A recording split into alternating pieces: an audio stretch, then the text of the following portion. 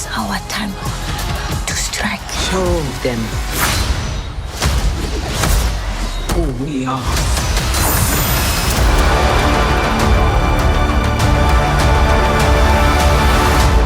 Now, the demand and expectations for your sequel is at an all-time high, and you've had to deal with the loss of like your leading men, the pandemic, and of course the pressure of crafting a stronger, even better sequel. What was your greatest challenge in making this movie, and how did you overcome it? I would say the greatest challenge in making the movie was probably just stamina, and perseverance. It was a process that took longer than anybody expected it to take due to challenges that no one could predict, nobody could see coming, and that we didn't really have any control over.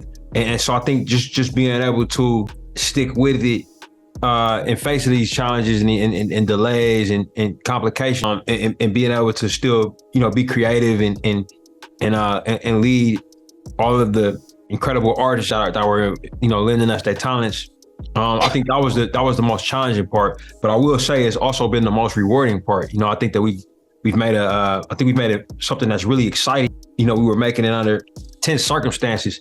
The movie is still very fun. It has a lot of humor in it, a lot of rewatch value. And also it's something that feels true to us. That's not easy to do. It's not often that happens. So I think that the challenges were very much worth it. Okay, so you recently shared the original plot of the sequel and how it was supposed to be like a deep dive into T'Challa's psyche. Wakanda Forever sees a different story now, but what are some things that you kept consistent in both of these stories? That's a great question. I think things that we kept consistent in both stories are the themes of perseverance. I would say the theme of confronting grief, the motif of water. Namor and Talokan were present in that version of the story. And I think that those things were kept, but some of the pivots that we made, the film became very quickly. The film became a movie that dealt with motherhood, and it dealt with, how do you move forward after experiencing loss, on multi levels. All that T'Challa occupied for the characters, has been lost, and the characters are coming off of the events of Infinity War and Endgame, where people have missed, time 5 years away and have come back to find Wakanda be in a different place. The idea of growth and maturity, I think, is explored in this film in a way that it was explored a little bit in that other draft. And I'm honestly, so excited about this film and sharing this film that I think that to compare it to that draft is almost like a disservice to it. I'm looking forward to people seeing it. I'm really excited to catch it. And I love that you changed Namor's background in this movie.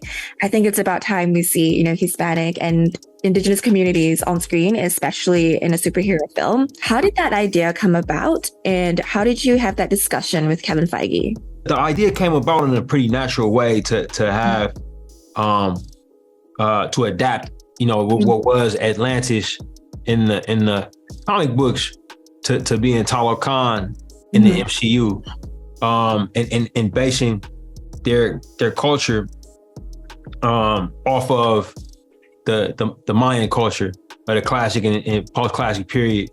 That idea was a product of a lot of different things that we were feeling creatively.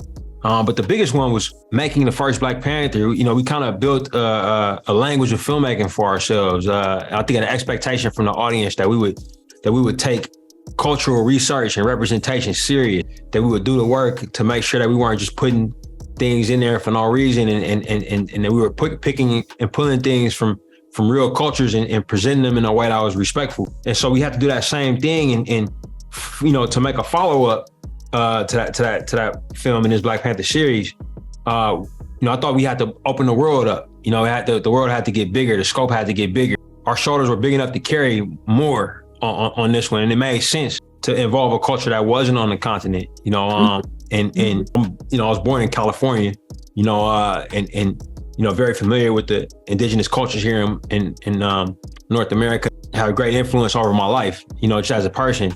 So I was excited about the opportunity to include some of those cultures, some of those indigenous North American, Mesoamerican cultures in the film, and to look at those cultures in the Black Panther lens, you know, like where we're using them for inspiration, and hopefully we can inspire audiences to want to, you know, go back and look at more history and ask more questions and develop their own fiction, their own movies, you know what I mean, that could be inspired by some of the work that we do here.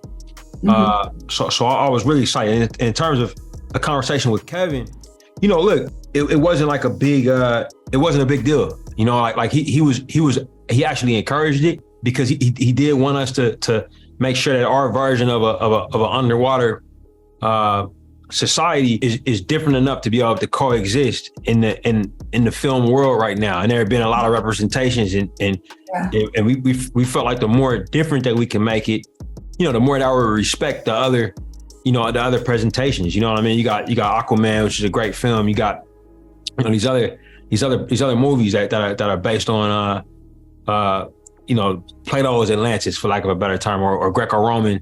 If you study, you know, kind of historical texts and cultures, you'll see that there are a lot of cultures all over the world that have this legend of hidden society, continents that sunk and went into the water, into the ocean. I was kind of amazed when I started to look into that and realize, okay, this group, this culture doesn't claim full ownership over this as an idea. You know, we can look at doing it another way. And once we did that, we settled on the Mayan civilization, and it worked out really well for us.